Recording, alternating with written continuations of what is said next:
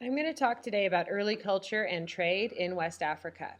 For thousands of years, West Africa actually had a fairly damp climate, but then about 5,000 years ago, that began to change and the area turned into desert. And as more land became desert, people couldn't live there anymore because it just couldn't sustain populations like it did when it was wetter. So people started to live closer together, and over time, they started to settle into villages in West Africa. And these villages were made up of mostly extended families, and these would be made up of like mother, father, children, close relatives, all in one household.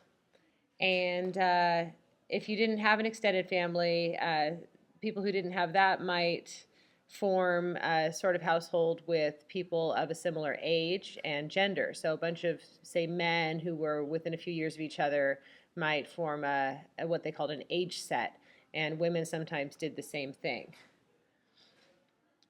And loyalty to family and age sets really helped to make village life work. Everyone had specific duties. For example, the men would farm, and the grains that they farmed were millet and sorghum. These aren't grains that we see commonly here, but they grew really well in the poor soil of the savanna in West Africa. They could eat the grain, they could feed it to their cattle, and then they also raised goat and sheep. The men also hunted, and the women would farm as well and collect firewood, grind the grain, carry water, care for children. So everyone had tasks that they were supposed to perform. And what you see here is a chart that shows a little bit about village society and how these people all kind of were connected. Now, another important feature of village life was religion. And the primary religion of West Africa in more ancient times was called, we call it animism. And that is a general term that describes religions where they believe that things like animals and trees and other natural objects have spirits. And so people would worship these spirits. They'd have ceremonies and festivals. They'd offer food to them. They'd also worship their ancestors' spirits. And they believed that those spirits would all protect the village from harm. So, about 500 BC, there was a big discovery that came to West Africa, and it was the discovery of iron technology.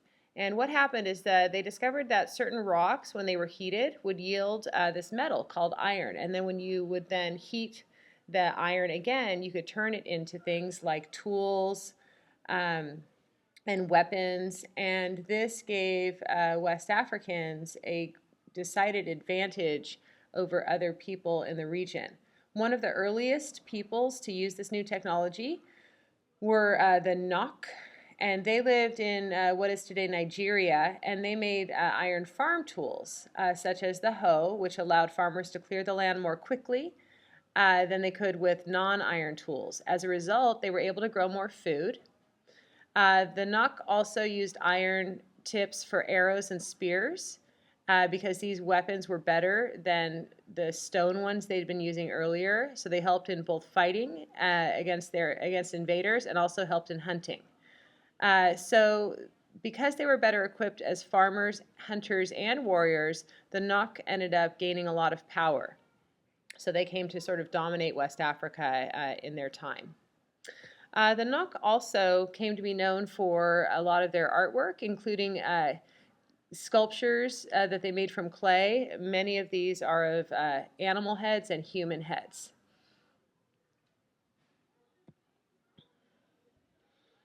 So trade became very important in West Africa, especially in the Roman times when North Africa was part of the Roman Empire. Romans started to use camels to carry goods throughout North Africa because, of course, camels were ideal for crossing the desert with their long legs and their ability to store water. And they're also able to carry heavy loads. So with camels, people were able to cross the Sahara Desert in about 2 months by going from oasis to oasis.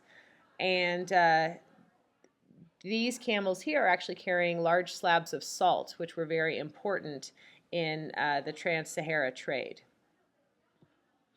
The other item that was very important to trade was gold, which West Africa had quite a bit of. So West Africa's gold and salt mines both became a source of great wealth. Camels would carry salt from the mines that were in the Sahara Desert, and they would take that salt south to trade for gold in West Africa, because West Africans really needed salt to preserve their foods and for the minerals that are important for human survival that are in salt. So actually, salt and gold were considered equally important because the West Africans had more gold than they could use. So they actually traded salt for gold in equal amounts by weight. Not only did they trade gold and salt, but they also traded in West Africa some items from the European and Islamic world, things like cloth, copper, silver, other items like that, because of course Europeans and people in the Islamic world were very eager to get their hands on some of that gold as well. Another item that was traded was human beings, actually. Slavery became fairly common in West Africa at this time as well. Now, some of these places where people were trading became some of the big towns and cities of West Africa. For example, Timbuktu, which was a major city in the empires that we're going to study in Chapter 6, started out as a camp for traders in about the year 1100, and by about 1300 it was a large bustling city that became the center not just of trade but also of culture and learning.